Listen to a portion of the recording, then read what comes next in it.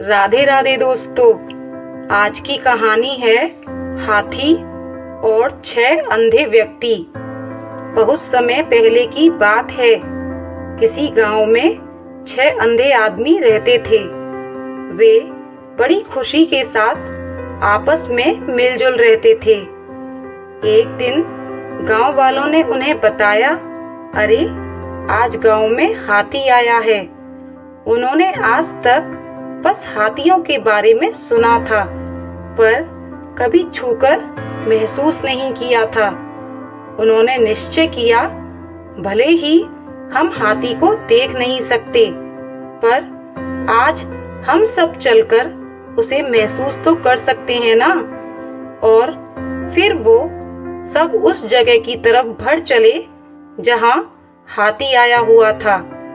सभी ने हाथी को छूना शुरू किया। पहले व्यक्ति ने हाथी का पैर छूते हुए कहा, मैं समझ गया, हाथी एक खंबे की तरह होता है। दूसरे व्यक्ति ने पूंछ पकड़ते हुए कहा, अरे नहीं, हाथी तो रस्सी की तरह होता है। तीसरे व्यक्ति ने सूंड पकड़ते हुए कहा, मैं बताता हूँ, ये तो पेड़ के तने की तरह है। चौथे व्यक्ति ने कान छूते हुए सभी को समझाया, तुम लोग क्या बात कर रहे हो? हाथी एक बड़े हाथ के पंखे की तरह होता है। पांचवे व्यक्ति ने पेट पर हाथ रखते हुए कहा, नहीं नहीं, ये तो एक दीवार की तरह है। छठे व्यक्ति ने अपनी बात रखी, ऐसा नहीं है, हाथी तो एक कठोर नली की तरह होता है। और फिर सभी आपस में बहस करने लगे और खुद को सही साबित करने में लग गए। उनकी बहस तेज होती गई और ऐसा लगने लगा मानो वो आपस में लड़ ही पड़ेंगे। तभी वहां से एक बुद्धिमान व्यक्ति गुजर रहा था। वह रुका और उनसे पूछा, क्या बात है?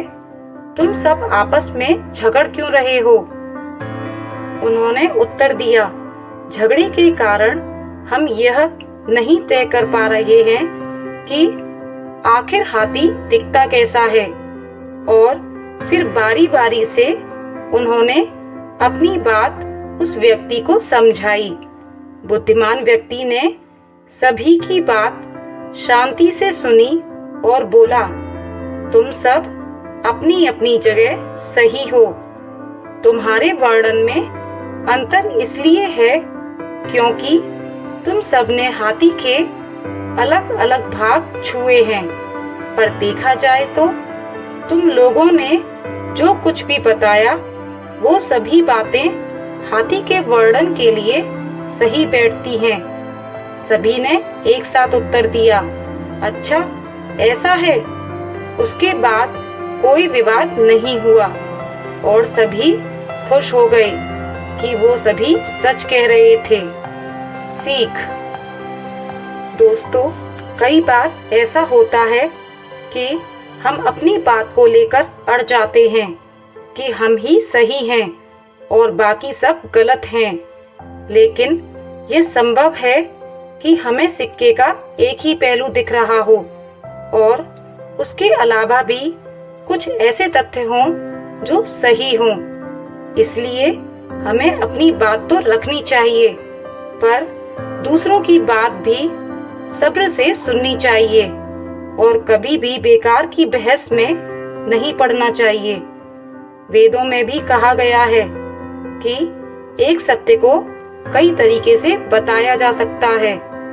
तो जब अगली बार आप ऐसी किसी बहस में पड़ें तो याद कर लीजिएगा कि कहीं ऐसा तो नहीं कि आपके हाथ में सिर्फ पूंछ है और बाकी हिस्से किसी और के पास हैं।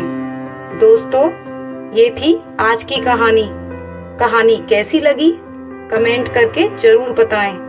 साथ ही हमारे चैनल को सब्सक्राइब करें, लाइक करें, शेयर करें। धन्यवाद।